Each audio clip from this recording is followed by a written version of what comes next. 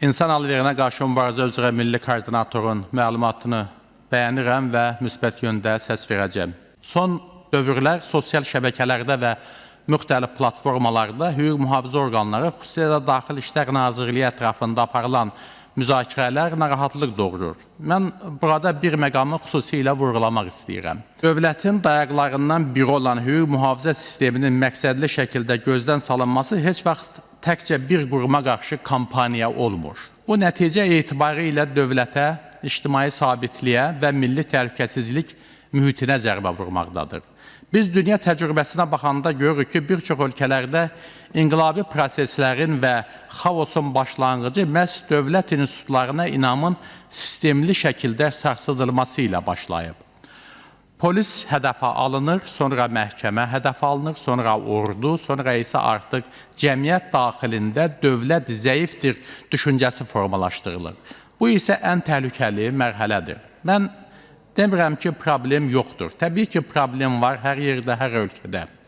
Dünyanın ən inkişaf etmiş dövlətlərində də hüquq mühafizə sistemində nöqsanlar olur, vətəndaş narazılığı olur, sui-istifadə halları olur. Amma əsas məsələ problemlə necə davranmaqdır. Biz problemləri həll etmək istəyirik, yoxsa onu emosional şəkildə böyüdüb cəmiyyətlə dövlət arasında uçurum yaratmaq istəyirik. Və bunu edən qüvvələr təbii ki, bunun lehinə işləyən qüvvələrdir. Bugün sosial şəbəkələrdə bəzən bir hadisə araşdırılmadan, hüquqi qiymət verilmədən emosional videolar və çağrışlarla təqdim olunur. Nəticədə isə insanlar arasında agresiya artır, dövlət institutlarına etimad zədələnir. Halbuki istənilən məsələni qanun çərçivəsində, institutlar daxilində, masa arxasında və bağlı qapılar arxasında müzakirə etmək daha sağlam yanaşmadır.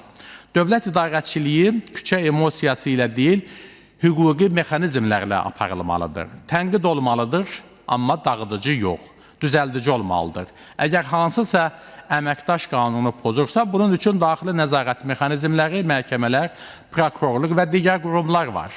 Amma bütöv sistemi hədəf almaq, minlərlə vicdanla çalışan polisi bir neçə hadisəyə görə itham etmək olmaz.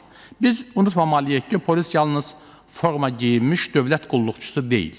Polis gecə küçədə təhlükəsizliyi təmin edən, cinayətkarla üz-üzə qalan, şəhid verən bir sistemdir. Bu sistemi zəiflətmək istəyənlər isə heç vaxt əllərini, qollarını sallayıb kənar müşahidəçiyə çevrilmir.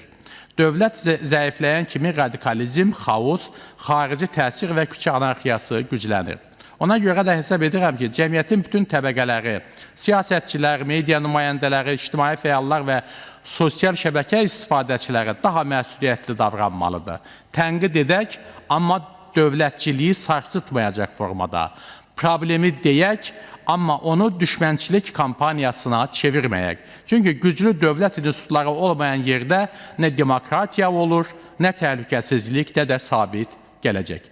Təşəkkür edirəm, xanım sədr.